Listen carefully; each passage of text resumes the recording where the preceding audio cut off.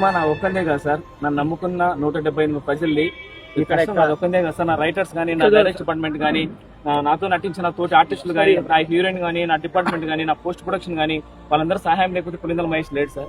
నా సంకల్పం ఒకటే సార్, మనం ఇక్కడ నుంచి హైదరాబాద్కి వెళ్ళి అక్కడ ఆఫీస్ తిరిగి ఛాన్సులు లేక మన ఇబ్బందులు పడతా ఉన్నాం.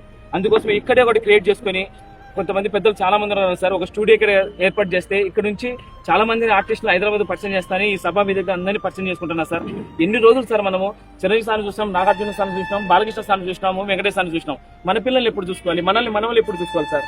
మన తండ్రుల కోరికలు మన తండ్రులతోనే పోతున్నాయి. మన వరకు మన పిల్లల వరకు తీసుకెళ్తాం సార్. దీనికి మీరందరూ తోడుంటే నా పనం పెట్టండి సరే, నేను ముందుకు తీసుకెళ్తాను సార్. ఇది ఏదైనా ఘనంగా చెప్పుకుంటున్నాను. మీడియా సపోర్ట్ లేని నేనేం చేయలేను సార్. మీడియా సపోర్ట్ ఖచ్చితంగా కావాలని మనస్ఫూర్తి కోరుకుంటున్నాను సార్. పోరాడితే పోయేది ఏముంది సార్, మళ్ళీ తిరిగి పోరాడతాం. చాలా మంది ఆర్టిస్టులు బయటకు వస్తారు సార్. ఈ అవకాశాన్ని అందరూ గుర్తించి ప్రతి ఒక్కరూ స్కూల్ సినిమా సపోర్ట్ చేస్తారని ఈ 200 మందిని బయటికి తీసుకొని వచ్చి వాళ్ళకు ఇంకా కొత్త సినిమాలు అందరూ అవకాశాలని మనస్ఫూర్తి కోరుకుంటున్నాను సార్.